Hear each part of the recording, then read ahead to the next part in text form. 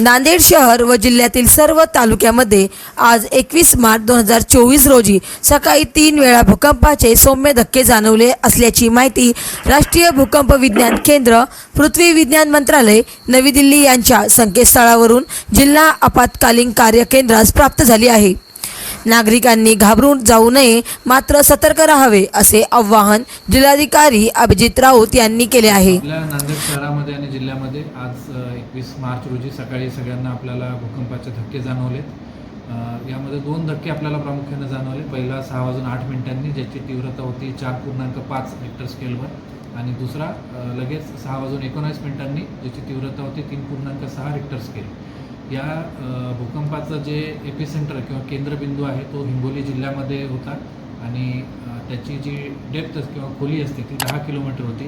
त्यामुळे जरी हा धक्का सौम्य असला तरीसुद्धा त्याचा रीच किंवा त्याचा जो प्रसार होता तो फार मोठा होता। अगदी यवतमाळ, परभणी या जिल्ह्यांमध्ये सुद्धा तो धक्का जाणवला। साधारणतः रिक्टर स्केलचा आपण जर विचार केला तर 1 ते 3 पर्यंत किरकोळ असं मानलं जातं, 3 ते 5 पर्यंत सौम्य स्वरूपाचा धक्का मानला जातो आणि 5 ते 6 याला मध्यम आणि 6च्या पुढे त्याला मोठा किंवा मेजर अशा प्रकारचा मानला जातो। त्या अनुषंगानं मला सगळ्यांना असं आवाहन करायचं आहे की आपण सर्वप्रथम कुठल्याही प्रकारच्या अफवांवर विश्वास ठेवणं बंद केलं पाहिजे। आज आपण दिवसभर बघतोय की काही ठिकाणी अशी अफवा होती की 11 वाजता भूकंप होणार आहे, 12 वाजता भूकंप होणार आहे, लोक पॅनिक होऊन घराच्या बाहेर आले। तर हे असं कुणीही प्रेडिक्ट करू शकत नाही। त्यामुळे आपण जी बेसिक सुरक्षितता आपली आहे तेवढी बाळगावी, मात्र असं अनावश्यक कुठल्याही प्रकारची भीती बाळगण्याची गरज नाही।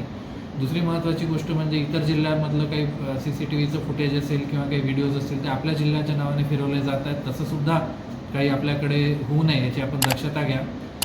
ज्या वर्षी अतिवृष्टी होते त्यावेळेस अतिवृष्टीचं जे आलेलं पावसाचं पाणी असतं ते खाली जाऊन प्लेट्सच्या मुवमेंटमध्ये सहाय्यभूत करतं आणि अशा प्रकारचे सौम्य धक्के हे जाणवत असतात। आपल्याकडे 3 मार्च रोजी सुद्धा अशा प्रकारचा एक धक्का जाणवून गेला आहे। यामध्ये आपण फक्त काही गोष्टी महत्त्वाच्या अशा करू शकतो की आपले घर जर मोडकळीला आलेलं किंवा धोकादायक असेल, आपल्या स्थानिक स्वराज्य संस्था तसं आपल्याला निदर्शनास आणून देतात, तर त्याच्यामध्ये राहणं टाळावं। म्हणजे भूकंपच नाही तर कुठल्याही प्रकारच्या बाबतीमध्ये हे घर धोकादायक असू शकतं आणि ते घर पडून आपल्याला मोठं नुकसान होऊ शकतं। दुसरी महत्त्वाची गोष्ट म्हणजे जर अशा प्रकारचा धक्का जाणवला आणि असं वाटलं की हा धक्का थोडासा जास्त गंभीर आहे तर तातडीनं टेबल किंवा खुर्चीच्या खाली लपून आपल्या डोक्यावर काहीतरी एक आच्छादन असावं अशा प्रकारची व्यवस्था आपण तातडीनं करावी।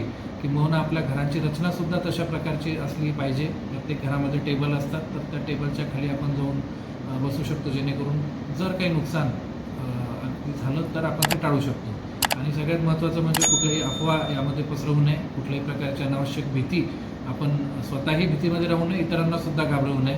आणि या सगळ्या प्रकाराबाबत आपण वारंवार विद्यापीठाचं केंद्र असेल भूगर्भशास्त्राचं किंवा राष्ट्रीय भूकंप विज्ञान केंद्र असेल, नॅशनल सेंटर फॉर सेस्मॉलॉजी त्यांच्या संपर्कात आहोत आणि कुठल्याही प्रकारे भीती बाळगण्याची गरज नाही। सर आज महाराष्ट्र वाईब न्यूज प्रतिनिधी सखाराम क्षीरसागर, अर्धापूर जिल्हा नांदेड।